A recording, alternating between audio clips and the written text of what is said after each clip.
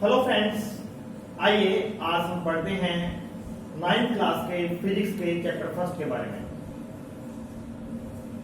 बहुत से बच्चों की डिमांड थी कि फिजिक्स का कोई भी टॉपिक नहीं हो रहा काफी लंबे समय से,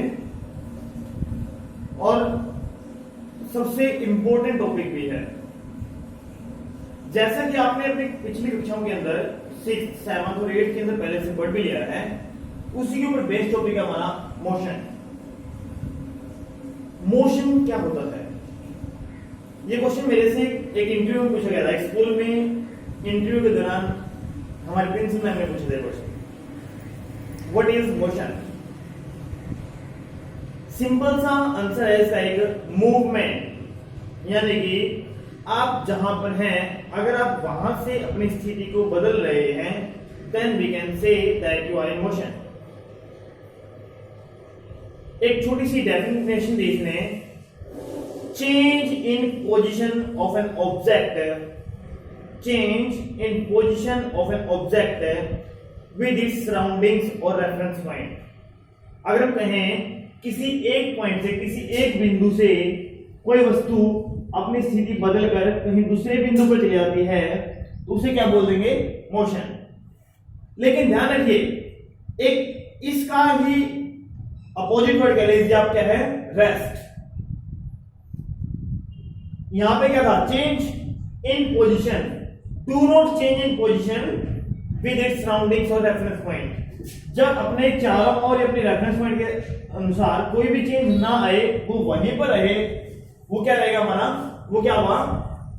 रेस्ट। दो चीजें मैंने आपको बताई, एक मोशन और दूसरा रेस्ट। मोशन क्या है? जिसके अंदर कोई भी ऑब्जेक्ट हमारी कोई भी अपनी पोजीशन को चेंज कर लेती है विद इट्स सराउंडिंग्स और reference point, that is called as motion. और जब वो कोई भी चेंज नहीं हो पाता, तब उसे कहेंगे रेस्ट। अब ये कहता है कि हमारे पास कोई भी रेस्ट है या फिर मोशन है, वो कितने टाइप की है, किस प्रकार से, आइए उसके बारे में पढ़ते हैं। इन सबको पढ़ाने से पहले मैं आपको एक छोटा सा वर्ड बताना चाहूंगा कि जो बच्चे 7th, 8th के बैठे हैं या फिर 10th के बैठे हैं, उनको भी मैं बता दूं कि कुछ बच्चों को डाउट रहता है। दो तरह की क्वांटिटी होती है, एक स्केलर क्वांटिटी, एक वेक्टर क्वांटिटी।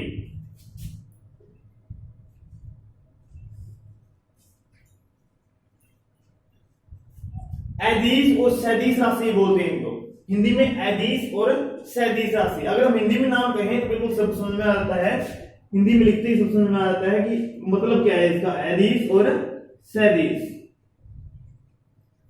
एदिश जिसमें दिशा न बताई जाए, यानी कि which do not show any type of directions, called as scalar quantity।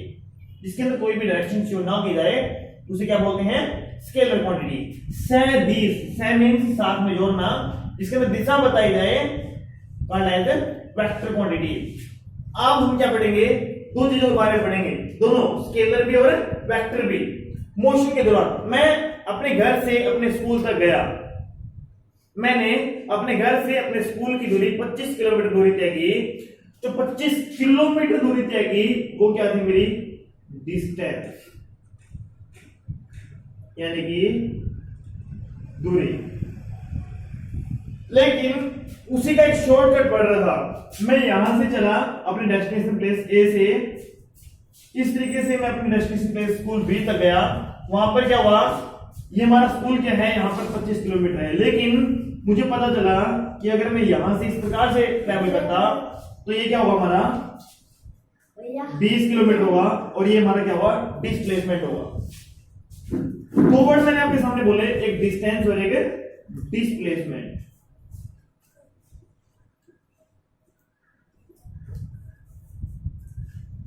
मेरे प्यारे बच्चों, मैं आपको बता दूं कि दो बातों में बहुत फर्क है, एक डिस्टेंस में और डिस्प्लेसमेंट में। फर्क ज्यादा नहीं है, अगर हम सिंपल भाषा में, देसी भाषा में बात करें तो फर्क नहीं है। मैं अपने घर से स्कूल में गया, इसमें भी स्कूल, घर से स्कूल में गया, इसमें भी गया, दोनों ही केसेस में मैं क्या पहुंचा? अपने घर से स्कूल पहुंचा। लेकिन फर्क क्या है? उन दोनों के मतलब का फर्क है।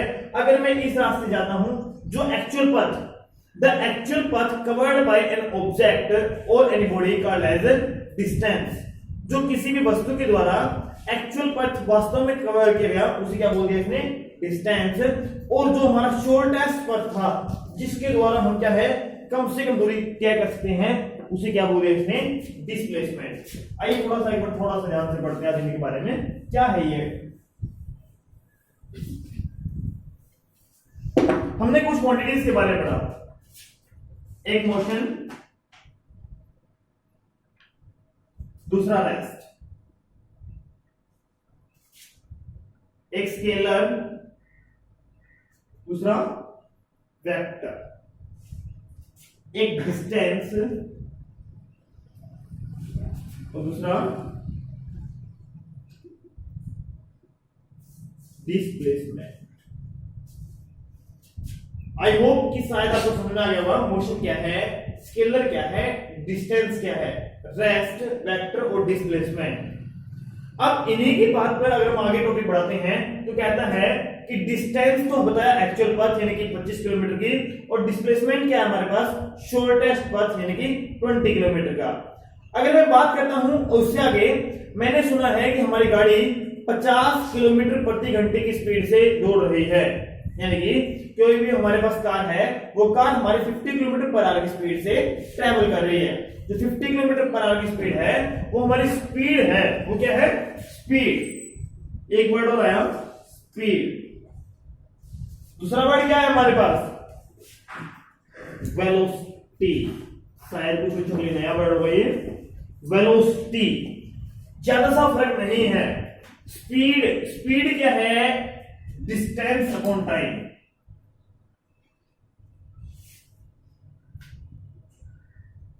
और वेलोसिटी क्या है, डिस्प्लेसमेंट अपॉन टाइम।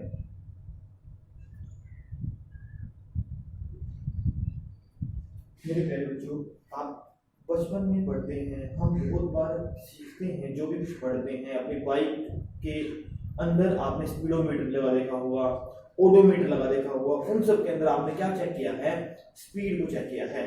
स्पीड क्या है, हमारी डिस्टेंस अपॉन टाइम के रूप में हमेशा होती है। लेकिन मैं आपको बता दूं, वेलोसिटी क्या है, डिस्प्लेसमेंट अपॉन टाइम होती है। और many number of numericals can be solved by the formula of velocity, because we will use of displacement or vector quantity in the physics in our class 9 and so on. आप इससे आगे जैसे भी चलते जाएंगे 9, 10 या फिर आगे जहां भी जाएंगे, आपको मेन वेक्टर क्वांटिटी का प्रयोग ज्यादा होगा as compare to scalar quantity. Distance का प्रयोग बहुत कम करेंगे बजाय कि डिस्प्लेसमेंट के। डिस्प्लेसमेंट हमारे पास क्या है, वेक्टर क्वांटिटी है, इसमें हमारे पास क्या हुआ, डायरेक्शन शो की जाएगी। अगर मैं कोई भी लिख रहा हूं, जैसे कि मान लीजिए हमारे पास क्या है 20 किलोमीटर मैंने आपको बताया, एक 25 किलोमीटर मैंने बताया, तो हमारे पास ये A to B है ना, ये A B 25 किलोमीटर है, ऐसे लिखा जा सकता है। अगर मैं डिस्प्लेसमेंट को लिख रहा हूं तो A B के साथ डायरेक्शन शो की जाती है, तब हम इसको 20 किलोमीटर लिखेंगे। Maybe you have to understand it. आगे चलिए, अब ये कहता है कि हमारे पास क्या, speed, distance upon time, velocity, displacement upon time. उसके बाद बात आती है कि मोशन कितने टाइप की है। वैसे तो इसके आगे फॉर्मूले चलते रहेंगे, फिजिक्स बहुत छोटा टॉपिक नहीं है, बहुत बड़ा टॉपिक है, लेकिन हमने जो शुरू किया था टॉपिक, हम वापस उसी पर आते हैं कि मोशन कितने टाइप की है। शायद 6th 7th क्लास में जब पढ़ाता है उसके अंदर आपने पढ़ा होगा कि मोशन हमारे पास क्या है, मेरे 3 टाइप की मोशन में पड़ी है। और पहले रेक्टिलिनियर मोशन, जिसे आप स्ट्रेट मोशन भी कहते हैं। Second, circular motion. Third, periodic motion. क्या होता है हमारे पास, रेक्टिलिनियर, स्ट्रेट मोशन। जब भी कोई ऑब्जेक्ट क्या है, किसी बिल्कुल स्ट्रेट पथ में ट्रैवल करती है, यानी कि एक पॉइंट से दूसरे पॉइंट तक बिल्कुल स्ट्रेट पथ में जाती है, तब हम उसे कह सकते हैं रेक्टिलिनियर मोशन। यानी कि कोई ऑब्जेक्ट हमारी ए बिंदु से लेकर के बी बिंदु तक बिल्कुल सीधी गई, हमारे पास 100 मीटर डिस्टेंस कवर की, दैट इज हमारे पास क्या है, रेक्टिलिनियर या फिर स्ट्रेट मोशन है। उसके बाद बात करें सर्कुलर की। कोई भी ऑब्जेक्ट क्या है, एक पॉइंट से चले और सर्कुलर फॉर्म में क्या है, वो बी पॉइंट तक पहुंची तो इस मोशन को क्या बोलते हैं, सर्कुलर मोशन बोलते हैं। स्ट्रेट लाइन के एग्जांपल के हमारे पास व्हीकल्स, जितने भी कार गाड़ी वगैरह चलते हैं मेनली वो हमारे स्ट्रेट लाइन एग्जांपल में आते हैं। और अगर मैं बात करूं सर्कुलर मोशन की तो हमारे पास क्या है, व्हील्स ऑफ ए कार, यानी कि उसके जो पहिए हैं वो हमारे सर्कुलर मोशन में मूव करते हैं। हमारे फैन है, फैन भी सर्कुलर मोशन में मूव करता है। या फिर आपके साइकिल का टायर जैसे आप बोलते हो वो भी सर्कुलर मोशन में मूवमेंट शो करता है। पेरियोडिक पेंडुलम क्लॉक, मेरे आपने पेंडुलम क्लॉक को देखा होगा, यानी कि एक वो मोशन टाइप, वो मोशन का टाइप जिसके अंदर क्या होता है, कोई भी ऑब्जेक्ट एक स्थान से चलकर वापस उसी स्थान पर, जैसे कि कोई भी पेंडुलम है एक स्थान पे, यहां पे रेस्ट पे था वो, यहां से गया यहां तक ऊपर गया और फिर वापस जाके इसी मोशन में दोबारा आता है, यानी कि वही रिपीटेशन, बार बार रिपीटेशन होगा तो उसे क्या बोल देंगे, पेरियोडिक मोशन बोल देंगे। इसका सबसे बड़ी एग्जांपल है पेंडुलम क्लॉक। या फिर अगर हम बात करें अपने हाथों की मोशन, जब भी कोई धावक, कोई भी रेसर है, कह लीजिए आप, कोई भी एथलीट है, जब वो दौड़ता है तो दौड़ते वक्त जो अपने हाथों की मोशन होती है वो भी क्या होती है, पेरियोडिक मोशन होती है। ये मेनली 3 टाइप्स की मोशन आपको बताई मैंने।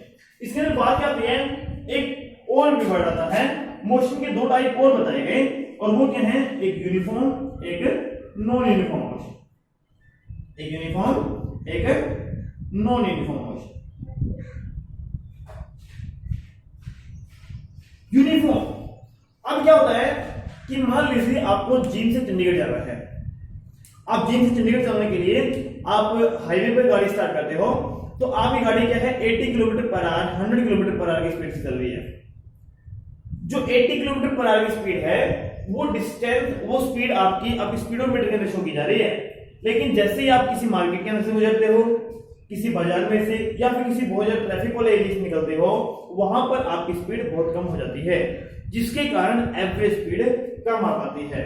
अब ये कहता है यूनिफॉर्म क्या है, जब भी कोई ऑब्जेक्ट एक स्थान से दूसरे स्थान पर जाने में उसकी जो स्पीड है वो क्या है, लगातार सेम बनी रहे, उसे बोलते हैं यूनिफॉर्म मोशन। क्या बोलते हैं, यूनिफॉर्म मोशन। और जब ऐसा ना हो सके कि जब स्पीड क्या है कम ज्यादा होती रहे, एक बार कम एक बार ज्यादा, इस प्रकार से, यानी कहीं पर तो आपकी स्पीड क्या है 100 किलोमीटर पर आवर की स्पीड चल रही है और कहीं कहीं पर 20 या फिर 30 किलोमीटर पर आवर की स्पीड चल रही है, इस प्रकार की मोशन क्या बोलते हैं, नॉन यूनिफॉर्म मोशन बोलते हैं।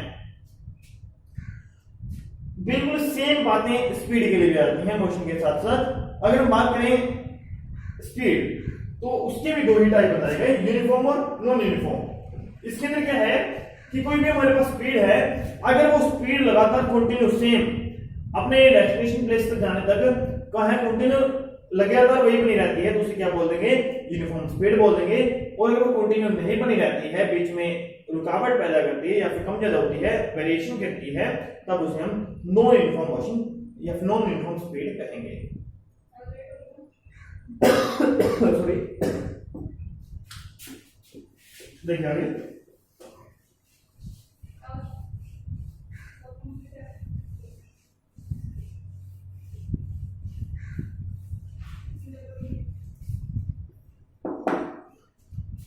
अब कहता है कि स्पीड, आपने क्या पढ़ लिया, स्पीड पढ़ लिया, वेलोसिटी पढ़ लिया, एक वर्ड आता है एक्सेलरेशन। क्या होता है एक्सेलरेशन? मैंने सुना ना, एक बार मैंने सुना, मैं हिसार जा रहा था और हिसार जाते वक्त मेरे पास जो प्राइवेट में गाड़ी चला रहे थे, ड्राइव कर रहे थे, उन्होंने बताया कि हिसार वाला हाईवे इतना बढ़िया बना हुआ है, एक्सेलरेटर पर ईंट रख दें तो भी गाड़ी दौड़ती रहेगी, नो प्रॉब्लम। तो माइंड में क्वेश्चन आया, अभी एक्सेलरेटर क्या है भाई? आपने शायद गाड़ी के अंदर, गाड़ी चलाने वाले जो ड्राइवर हैं वो एक एबीसी का फॉर्मूला यूज करते हैं, देखने का एक्सेलरेटर, ब्रेक और क्लच। अब एक्सेलरेटर क्या है, एक्सेलरेशन वही है ये जो आपकी स्पीड है उस टाइम के साथ किस प्रकार चेंज हो रही है। और इसके अंदर हमारे पास क्या है, स्पीड नहीं बल्कि क्या है, चेंज इन वेलोसिटी होता है, change in velocity with respect to time, that is called as acceleration. Acceleration क्या है? Change in velocity with respect to time. सीधी सी भाषा में अगर मैं कहूं, जितने टाइम में आपने जितनी स्पीड या फिर जितनी वेलोसिटी कवर की, that is called as acceleration. A acceleration symbol है is equal to v final velocity, यानी कि फाइनल मतलब जब ये लास्ट में वेलोसिटी थी, माइनस में इनिशियल वेलोसिटी और डिवाइडेड बाय टाइम। अब मैंने आपको एक छोटा सा पहला फॉर्मूला सिखाया शायद एक्सेलरेशन का, a is equal to v minus u upon t। इसी से आपकी मोशन चैप्टर की फर्स्ट इक्वेशन में बन जाती है। a क्या है? Acceleration, v final velocity, u initial velocity, t time. ध्यान दीजिए, मैंने किया इसकी डिवाइड में 1 किया और क्रॉस मल्टीप्लिकेशन कर दिया। a into t is equal to v minus u। v minus u है, u इस तरफ लेके आऊंगा तो प्लस हो जाएगा, यानी u plus at is equal to v। इसको लिखता हूं v is equal to u plus at। That is the first equation, motions equation है ये हमारे पास।